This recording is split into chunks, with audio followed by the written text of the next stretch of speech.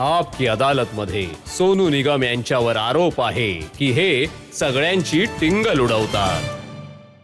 जेव्हा पण तुम्ही स्टेजवर येता कोणत्या पण शो मध्ये, तर सगळ्यात आधी उदित नारायणची टिंगल उडवतात, कुमार सानूंची टिंगल उडवतात, कोणालाच नाही सोडत. याचं आन्सर देण्याच्या आधी माझं तुम्हाला एक प्रश्न आहे. तुम्हाला लोकांना वाटतं की जॉनी लिव्हर साहेब दिलीप कुमार यांची गंमत करतात, नाही नाही नाही. की ते जॉनी वॉकर यांची टिंगल करतात, की ते मनोज कुमार यांची टिंगल करतात? मला विचाराल तर इम्पर्सनेशन, मिमिक्री एक कला आहे आणि तुमच्यामध्ये काही असेल तर तेव्हाच तेव्हाच तुमची नक्कल केली जाऊ शकते.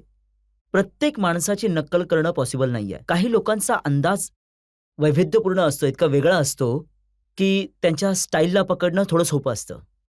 आता तुम्ही उदितजींचं उदाहरण दिलं. उदितजी, शानुदा यांच्या समोरच मी त्यांच्या नकला करत असतो आणि ते खूप एन्जॉयही करत असतात, कारण की त्यांना माहिती आहे की ह्याच्या मागे माझा कोणता आता चुकीचा ऑप्शन पण उद्देश काय आहे नाहीये. त्यांच्या जवळ, जर एन्जॉय नाही केलं तर? नाही नाही, असं काही नाहीये.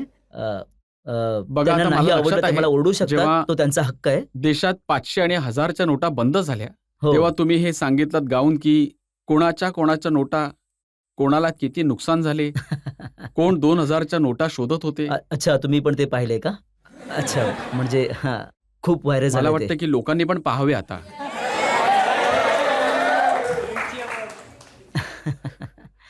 डिमॉनिटायझेशन वाल्यांनी मला सांगितलं, "ओ सोनू निगम वाह, मुझको क्या डर है रे, एटीएम के ऊपर मेरा तो घर है रे, तू आजा रे."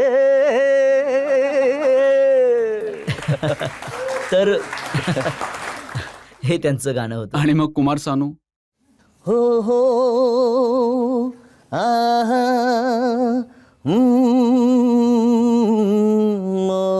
काय करायला सांगता तुम्ही सर मला? हे काय चाललंय सगळं? हो आहा, किसी पे 2000 है के नहीं, बताओ मेरे यार है के नहीं, जिसने दिखाया मुझको, हाथों से छुआया मुझको, उसको खिलाऊंगा मैं मिष्टी दोही. परंतु सगळ्यात चांगलं त्यामध्ये होते कैलाश खेर. कैलाश खेरचं. ते सुट्टे शोधत आहेत. हो, सुट्टे. छुट्टा छुट्टा ढूंढा मैंने कितना छुट्टा, पर मिल ना पाया. ओ ढूंढा ढूंढा मैंने ढूंढा बूटा बूटा, पर मिल ना पाया. फिर मैं किसी दुकानदार से करवा के लाया 4 नोट, हाथों में फिर भी छुट्टे न थे. मैं कहता रहा उधर के 500 के छुट्टे दे दे, 500 के छुट्टे.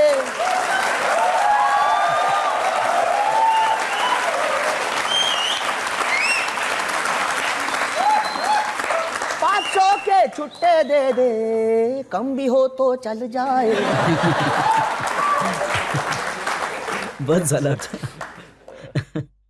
जसं 2015 मध्ये राधेमाला घेऊन एक कॉन्ट्रोवर्सी झाली होती आणि आता ही अजानवर झालीये, तर तुमचं कधी पॉलिटिक्समध्ये यायचं मन करतं, किंवा आता कधी तुम्हाला संधी मिळाली तर याल? बरं झालं तुम्ही हा प्रश्न विचारला मला. राधेमा कॉन्ट्रोवर्सीची पण गोष्ट क्लिअर होऊन जाईल तर हे चांगलं आहे, कारण की त्यावेळी हिंदू माझ्या मागे पडले होते. यासाठी मागे पडले होते कारण की तुम्ही राधेमाच्या सपोर्टमध्ये वक्तव्य केले होते. मी काय म्हणतो ते तुम्ही ऐका. म्हटले होते की त्या देवीच्या अवतार नाही आहेत. नाही नाही, अजिबात नाही, अजिबात नाही. पहिली गोष्ट तर ही आहे की पहिली गोष्ट ऐकून घ्या.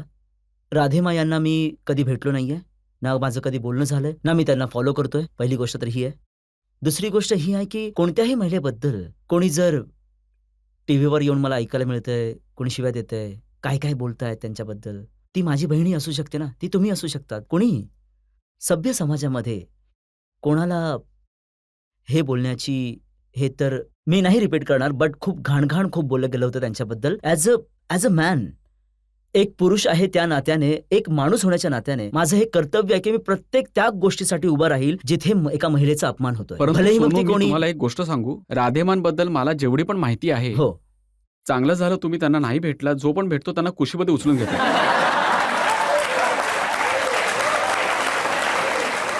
हे मला एका सिंगरने सांगितलं होतं. बघा, ही त्यांची पद्धत असेल, ते काही करू शकतात. मी त्यावर कमेंट नाही करणार आहे. माझा काही हक्क नाहीये ना, माझे काही मला बोलणं नाही पाहिजे त्याबद्दल काही. माझं हे म्हणणं आहे की एखाद्या महिलेचा तिरस्कार केला जातोय, तुम्ही हे कपडे घातलेत, ते कपडे घातलेत. कपड्यांच्या कारणाने मुलीचा तिरस्कार कराल तुम्ही? कोणत्या जगात राहताय तुम्ही? जर एखादी मुलगी कपड्यांच्या कारणाने स्पिरिच्युअल काय म्हणतात ते प्रूव्ह होऊन जाईल की किंवा मग असं होऊन जाईल की ह्या मुलीने जास्त कपडे घातलेत तर ही देवी आहे, तर हिने कमी कपडे घातले तर म्हणून ही देवी नाही आहे. हे तर फार चुकीचं आहे ना. तुम्ही या प्रकारे जगाला जज नाही करू शकत ना. माझं फक्त हेच म्हणणं होतं की, आणि त्यामध्ये मी खूप प्राऊडली बोललो होतो की आपल्या देशात आपण या अशा कल्चरमधून जातोय जिथे आपल्या देवी देवतांची आपण जी काही पूजा करतो त्यामध्ये आपण इतके ओपन माइंडेड आहोत. ही तर प्रशंसा करतोय मी आपल्या देशाची, आपल्या कल्चरची. यात मी आपल्या कल्चरला थोडीच कमी लेखत आहे, पण लोकांना समजायला म्हणजे इतकं स्ट्रॉंग फोर्सेस आहेत की या गोष्टीला सकारात्मक पद्धतीने घेण्याच्या. अरे हो यार, बरोबर तो बोलतोय हा. आपण तर इतके उंच आहोत. आपण संकुचित वृत्तीचे बनून का पाहतोय जेव्हा आपण इतके मोठे विस्तारित कल्चरचे आहोत? माझ्या बोलण्याचा अर्थ फक्त हाच होता. बाकी जेव्हा लोक नाही समजत तर का तुम्ही अशा गोष्टींमध्ये शिरतात? सोडून द्या ना. माझं जर असं असतं तर सर महात्मा गांधी नसते बनले, किंवा बुद्ध नसते बनले, महावीर नसते बनले.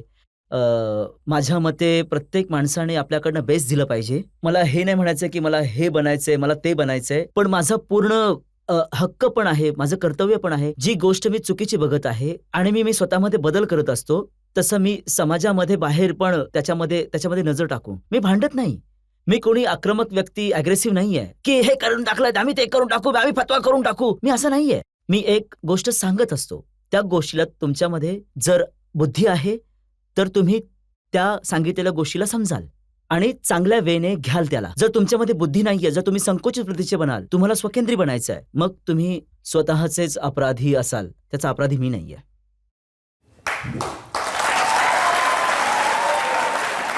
एकदा अग्निपथचं गाणं गाऊन दाखवा ना, अभी मुझ में कही.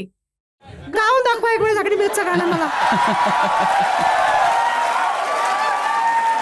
अभी मुझ में कहीं बाकी थोड़ी सी है जिंदगी, जगी धड़कन नहीं, जाना जिंदा हूँ मैं तो अभी. कुछ ऐसी लगन इस लम्हे में है, ये लम्हा कहाँ था मेरा, अब है सामने, इसे छू लूं जरा, मर जाऊं या जी लूं जरा, खुशियाँ चूम लूं या रो लूं जरा, मर जाऊं या जी लूं जरा.